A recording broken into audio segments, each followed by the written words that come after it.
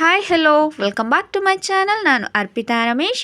ಈಗ ಹಸಿ ಕಾಳಿನ ಸೀಸನ್ ಆಗಿರೋದ್ರಿಂದ ತೊಗರಿ ಕಾಳನ್ನ ಉಪಯೋಗಿಸ್ಕೊಂಡು ಒಂದು ಸೂಪರ್ ಆಗಿರುವಂತಹ ಪಲಾವ್ ರೆಸಿಪಿನ ಮಾಡಿ ತೋರಿಸ್ತಾ ಇದ್ದೀನಿ.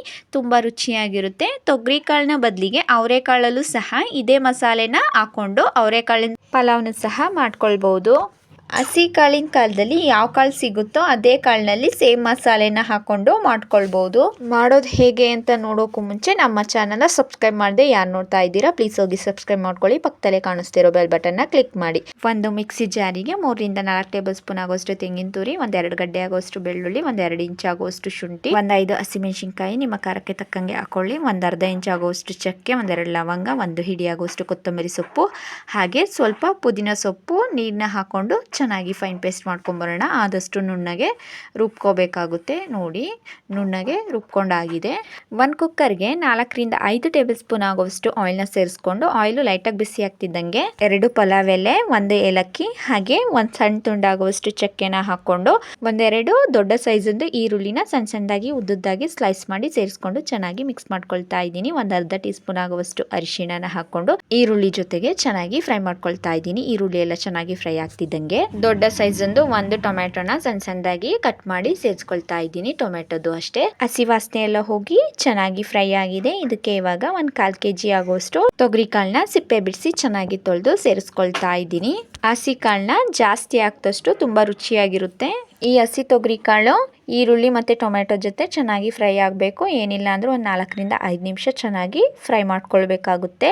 ಒಂದು 4ರಿಂದ 5 ನಿಮಿಷ ಆದಮೇಲೆ ರುಬ್ಬಿಟ್ಕೊಂಡಿರುವಂತಹ ಮಸಾಲೆನ ಸೇರಿಸ್ಕೊಂಡು ಚೆನ್ನಾಗಿ ಮಿಕ್ಸ್ ಮಾಡ್ಕೊಳ್ತಾ ಇದ್ದೀನಿ. ಈ ಮಸಾಲೆನೂ ಅಷ್ಟೇ ಹಸಿದೇ ರುಬ್ಬಿರೋದ್ರಿಂದ 3ರಿಂದ 4 ನಿಮಿಷ ಚೆನ್ನಾಗಿ ಫ್ರೈ ಮಾಡ್ಕೊಳ್ಬೇಕಾಗುತ್ತೆ. ಮಸಾಲೆದು ಚೆನ್ನಾಗಿ ಹಸಿ ವಾಸನೆ ಎಲ್ಲ ಹೋಗಿ ಎಣ್ಣೆ ಬಿಟ್ಕೊಳಕ್ಕೆ ಸ್ಟಾರ್ಟ್ ಆಗುತ್ತೆ. ಅಲ್ಲಿ ತನಕ ಚೆನ್ನಾಗಿ ಫ್ರೈ ಮಾಡಿಕೊಂಡು 1 ಗ್ಲಾಸ್ ಆಗೋಷ್ಟು ಸೋನಾ ಮಸೂರಿ ರೈಸ್ನ ಈ ಪಲಾವ್ನ ಪ್ರಿಪೇರ್ ಮಾಡೋಕ್ಕಿಂತ ಮುಂಚೆ ನೆನೆ ಹಾಕಿದೆ.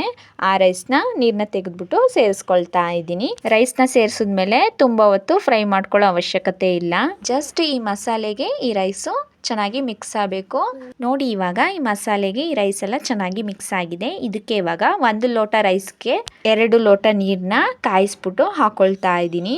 ಮೊದಲಿಗೆ ರೈಸ್ನ ಸೇರಿಸ್ಕೊಂಡು ಆಮೇಲೆ ನೀರನ್ನ ಹಾಕೊಳ್ತೀನಿ ಅಂದರೆ ಯಾವತ್ತೂ ಅಷ್ಟೇ ಬಿಸಿ ನೀರನ್ನ ಸೇರಿಸ್ಕೊಳ್ಳಿ, ಇಲ್ಲ ಅಂತ ಅಂದರೆ ರೈಸು ಚೆನ್ನಾಗಿ ಬರೋಲ್ಲ. ಒಂದ್ಸಲ ಚೆನ್ನಾಗಿ ಮಿಕ್ಸ್ ಮಾಡಿಕೊಂಡು ಇದು ಕಂಪ್ಲೀಟಾಗಿ ಕುದಿಯೋಕ್ಕೆ ಬಿಟ್ಬಿಡೋಣ. ನೋಡಿ ಇವಾಗ ಕುದೀತಾ ಇದೆ. ಒಂದ್ಸಲ ಚೆನ್ನಾಗಿ ಮಿಕ್ಸ್ ಮಾಡಿಕೊಂಡು ರುಚಿಗೆ ತಕ್ಕಷ್ಟು ಉಪ್ಪನ್ನ ಸೇರಿಸ್ಕೊಳ್ತಾ ಇದ್ದೀನಿ. ಮತ್ತೆ ಒಂದ್ಸಲ ಚೆನ್ನಾಗಿ ಮಿಕ್ಸ್ ಮಾಡಿಕೊಂಡು ಉಪ್ಪು ಖಾರ ಎಲ್ಲ ಕರೆಕ್ಟಾಗಿದೆಯಾ ಅಂತ ನೋಡ್ಕೊಳ್ಬೇಕಾಗುತ್ತೆ. ಎಲ್ಲ ಕರೆಕ್ಟಾಗಿದೆಯಾ ಅಂತ ಚೆಕ್ ಮಾಡ್ಕೊಂಡಾದ್ಮೇಲೆ ಲಿಡ್ನ ಕ್ಲೋಸ್ ಮಾಡಿ 1 ವಿಷಲ್ ಹೊಡಿಸ್ಕೊಳ್ತಾ ಇದ್ದೀನಿ. ನೋಡಿ ಇವಾಗ 1 ವಿಷಲ್ ಆಗಿದೆ. ಕುಕ್ಕರ್ ಕೂಡ ತಣ್ಣಗಾಗಿದೆ. ಲಿಡ್ನ ಓಪನ್ ಮಾಡಿ ತೋರಿಸ್ತಾ ಇದ್ದೀನಿ. ನೋಡಿ ಎಷ್ಟು ಚೆನ್ನಾಗಾಗಿದೆ ಈ ಹಸಿ ತೊಗರಿ ಕಾಳಿನ ಪಲಾವ್. ತುಂಬ ಸಿಂಪಲ್ ಆಗಿ ಅಷ್ಟೇ ಟೇಸ್ಟಿಯಾಗಿ ಈ ತೊಗರಿ ಕಾಳಿನ ಪಲಾವ್ ರೆಡಿಯಾಗಿದೆ. ತುಂಬ ರುಚಿಯಾಗಿರುತ್ತೆ. ಇನ್ಸ್ಟೆಂಟಾಗಿ ಲಂಚ್ ಬಾಕ್ಸಿಗಾಗಿರ್ಬೋದು, ಬ್ರೇಕ್ಫಾಸ್ಟಿಗಾಗಿರ್ಬೋದು ತುಂಬ ಈಸಿಯಾಗಿ ಪ್ರಿಪೇರ್ ಮಾಡ್ಕೊಳ್ಬೋದು. ಈ ಹಸಿ ತೊಗರಿ ಕಾಳಿನ ಪಲಾವ್ ನಿಮಗೆ ಇಷ್ಟ ಆಗಿದ್ರೆ ಮನೇಲಿ ಒಂದ್ಸಲ ಟ್ರೈ ಮಾಡಿ. ಹೇಗೆ ಬಂತು ಅಂತ ಕಮೆಂಟ್ ಸೆಕ್ಷನಲ್ಲಿ ಕಮೆಂಟ್ ಮಾಡಿ ತಿಳಿಸಿ. ಹಾಗೆ ಲೈಕ್ ಮಾಡಿ, ಶೇರ್ ಮಾಡಿ. ಇನ್ನಷ್ಟು ಈಸಿ ರೆಸಿಪೀಸ್ಗೋಸ್ಕರ ನಮ್ಮ ಚಾನಲ್ನ ಸಬ್ಸ್ಕ್ರೈಬ್ ಮಾಡ್ಕೊಳ್ಳೋದಂತೂ ಮರಿಬೇಡಿ. Thank you.